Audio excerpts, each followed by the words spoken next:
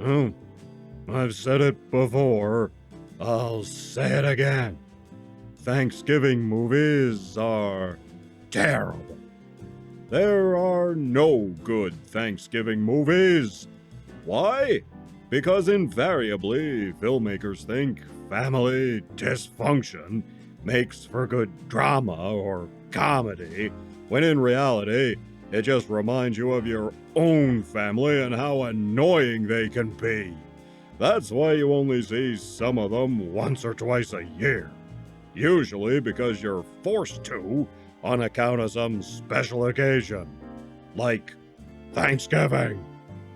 Ugh. Bear in mind, these are movies about the family gathering, not just movies set during the holiday. They don't really qualify for this. No. In the movies we're talking about, there's family arguments, self-absorbed people not joining in with the festive spirit, lousy food you have to eat every year because it's a tradition for Aunt Sally to bring her sweet potato casserole, which she makes with regular potatoes, molasses, corn syrup, Cool Whip, and coffee grounds. And in these movies, if the turkey doesn't get burned, it will invariably fall on the floor. There's chaos, yelling, crying, unwelcome revelations, relitigating the past, a ruined meal, a family food fight, and all of that. Ugh! A good Thanksgiving movie is about as rare as a social justice Twitter user with an actual life. Well, grab your Alka-Seltzer and Pepto-Bismol, and let's sample some of these cinematic Ptomaine Turkeys, shall we? From 2021, we have Family Thanksgiving, also known as Happy Thanksgiving. Is it? Well, take a wild guess. This is an indie movie made in Georgia, which purports to be a comedy. And it is. In the same way tuberculosis is a good weight loss treatment. This family used to gather for Thanksgiving, but 5 years ago, the meal devolved into arguments. So it seemed as if they learned their lesson and stopped having Thanksgiving together. Our hero apparently designs apps for a living. He has himself this trashy fiancée who spends all his money named La Monica. So he's suddenly thrust into a financial crisis. Now, the old aunt and family matriarch calls up and tries to gather everyone together for another Thanksgiving. How soon they forget. Our hero decides to try and finagle his way into this old biddy's will so he can get money to pay his debts. He and Harmonica and the rest of the family gather at the family home for the holiday. So this sister is a budding LA screenwriter. We all know how that's gonna turn out. Crappy. She's got a thing for this dorky white guy, a family friend. This was his last girlfriend, by the way. Maybe the sister wrote the screenplay for this movie herself. And speaking of dorky white guys, another son is gay and brings his white boyfriend along. But the son hasn't told his dad about being a member of the Green Carnation Society, and the dorky boyfriend wants to spill the beans. The son knows the dad won't take it well, so that creates tension. Harmonica sees herself as some kind of high-class hottie when she's not. She looks down on our hero's family and ruffles feathers with the sister and the hero. Meanwhile, our hero rekindles his romance with an old girlfriend. This poor girl leads with her chin. Come on, lady, he's never gonna change his ways, get real. Of course, there's a big family argument at dinner and all of that. Some of the B-roll is okay, shots of the city and houses and stuff, but most of the camera work is very mundane even for a low-budget production. The acting is even worse, with a few exceptions. I did like the uncle here. All he does is sit in his room listening to Motown all day and drinking. He must have known he'd be in this movie. This dopey kid is also kind of funny. He doesn't have much to do, though. As for the others, comedy is not their forte. Neither is acting. Is the movie funny, though? Sure. In the way hitting your funny bone is. Everyone laughs but you, and you're left in pain. And in this case, your funny bone was hit by a sledgehammer. Okay, true.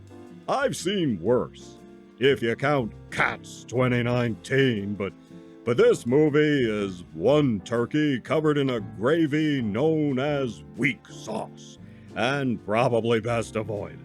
And what about this little crap-filled confection? The kinds of candy offered to children from a guy in a van. I'll see you at Thanksgiving from 2023. Another purported comedy, or a drama, or a dramedy, or just crap. Here we have a gaggle of college students who are the bestest friends ever, and at graduation they swear a loyalty oath to gather again at Thanksgiving and catch up. Well, they do. Unfortunately for us, the audience. The main guy here lives in this weird, ugly house in Columbus, Ohio. Supposedly, he works in high finance. Yeah, right. Anyway, there's hassle since everyone's coming over and the guy and one of the chicks were a couple, but they broke up or whatever. I mean, I really didn't care enough to care. They have their little drama moments and drink and try to decide if they're still all best friends or not before having turkey dinner.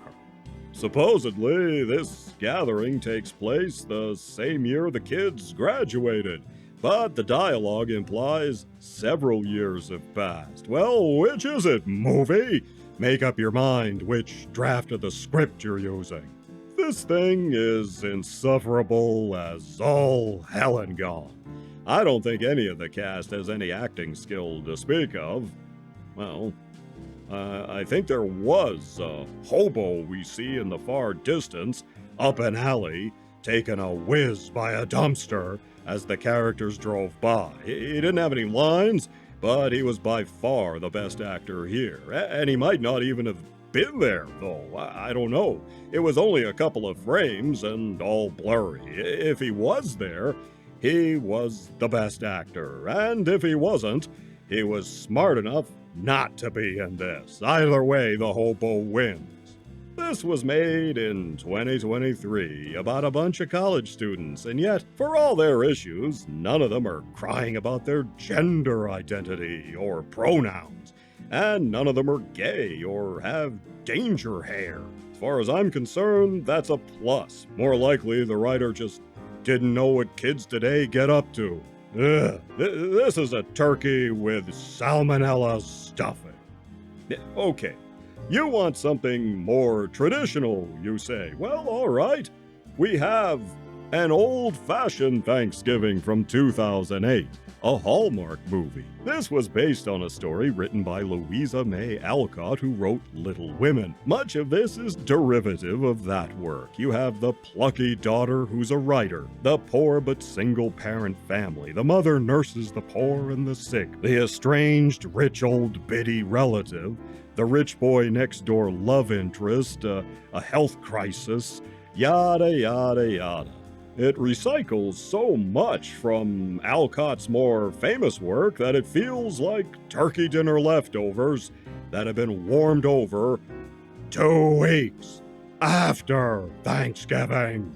It does star Jacqueline Bisset, though, so there's that. It also has Tatiana Maslany as the main character, Tilly. You know, she was the frumpy-looking star from She-Hulk that men kept harassing for some reason.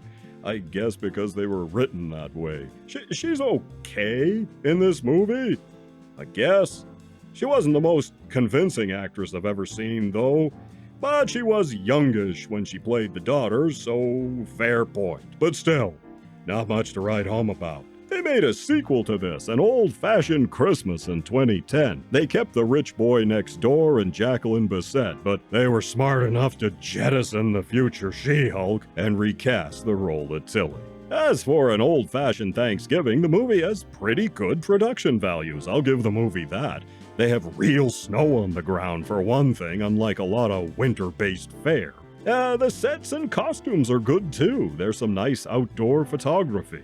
But it definitely has that been there, done that vibe if you've seen any iteration whatsoever of Little Women. So, not an out-and-out turkey, but more like a Swanson's turkey TV dinner. You can eat it, sure, but at what cost? Thanksgiving is such a family fright fest. Why not check out a Thanksgiving horror movie? To that end, we have, from 2020, The Last Thanksgiving. If only it were so. In this one, a family of killers hunts down anyone who doesn't celebrate Thanksgiving, probably because Thanksgiving was so annoying the victims gave up on it. I can relate. Our hero is this goth chick who works at a diner. She gets stuck working on Turkey Day. Then this family shows up. Of course, they aren't just killers. They have a goofy brother who dresses up like a pilgrim and, you guessed it, wears a mask like all these guys do. This one is by the numbers and the victims are not very likable, but you can't root for the killers either because they're all so unlikable. Besides just being killers. And I don't know why these slasher guys bother to go through all that work. If you have to suffer through a typical dysfunctional Thanksgiving gathering, if that doesn't make people want to just spontaneously drop dead to get away from it, Aunt Sally's sweet potato casserole will do them in anyway. So there you have it. I think, yet again, I've proven my point. Thanksgiving makes for mostly awful movies and shows. If I had to recommend one of these Thanksgiving movies, I guess the least worst is An Old-Fashioned Thanksgiving from Hallmark. At any rate, I hope your Thanksgiving isn't as terrible as some of these offerings. Me, I gotta go to my sister's and have dinner there. And just thinking about the disaster that'll be is already making me want to hurl. Imagine how my stomach will feel after I've had Thanksgiving dinner. Ugh. So, happy Thanksgiving, I guess. Where's that Pepto-Bismol? Where's it at now? I need that stuff. Or some booze. Where's the booze? I need some booze here. I gotta get some booze.